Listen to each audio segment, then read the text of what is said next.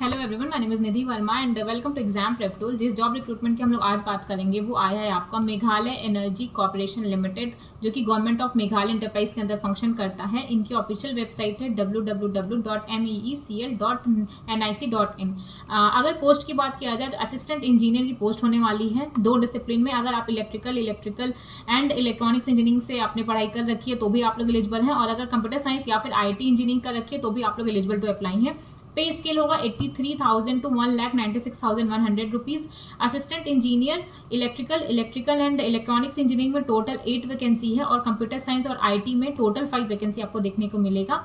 और उसके अलावा इन्होंने बोला है कि interested applicants are required to log on to the MECL official website. सबसे पहले अगर आप लोग इंटरेस्टेड है, सबसे पहले आपको उनकी ऑफिशियल वेबसाइट पे जाके लॉग इन करना होगा। और जो और इंपॉर्टेंट चीजें हैं वो इस तरीके से हैं कि अगर आपको assistant engineer electrical and electronics engineering के लिए अगर आप लोग जा रहे हैं तो क्वालिफिकेशन आपकी क्या चाहिए कि मिनिमम क्वालिफिकेशन होनी चाहिए BE या BTech की होनी चाहिए।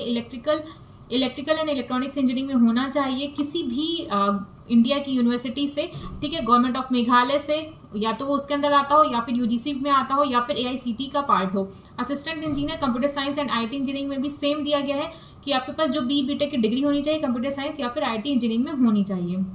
As per state government criteria आपका एज होगा। अपर एज लिमिट में रिलैक्सेशन मिलेगा 5 ईयर का SC एंड ST कैंडिडेट्स को। पे स्केल आपका होगा 83,000 टू 1,96,100 रुपीज। ऑफिशियल वेबसाइट हम लोगों ने ऑलरेडी बात कर लिया है। और जो रजिस्ट्रेशन होगा 22 अप्रैल से आपका ऑलरेडी स्टार्ट हो चुका है। 15 मई आपकी लास्ट डेट होने वाली है, तो प्रॉपर आपके पास 15 दिन का टाइम है। और जो एडमिट कार्ड है वो आपका बाद में अनाउंस कर दिया जाएगा कि वो कब इशू होने वाला है। और अगर बात किया जाए कि एग्जामिनेशन कैसा होगा, एग्जाम का पैटर्न क्या होने वाला है असिस्टेंट इंजीनियर के लिए, तो टोटल आपके 3 पेपर होंगे, technical paper, general studies and personal interview. Technical paper total 150 marks का होगा, बाकी दोनों 25 मार्क्स के होंगे। 3 घंटे का टाइम आपको प्रोवाइड किया जाएगा। और प्लस इन्होंने यहाँ पे सिलेबस भी डिटेल में बताया है कि इलेक्ट्रिकल एंड इलेक्ट्रॉनिक्स इंजीनियरिंग का क्या सिलेबस होगा, कंप्यूटर और IT डोमेन वालों का क्या सिलेबस होने वाला है। तो इलेक्ट्रिकल एंड इलेक्ट्रॉनिक्स में टोटल 200 मार्क्स का आपका पेपर होगा।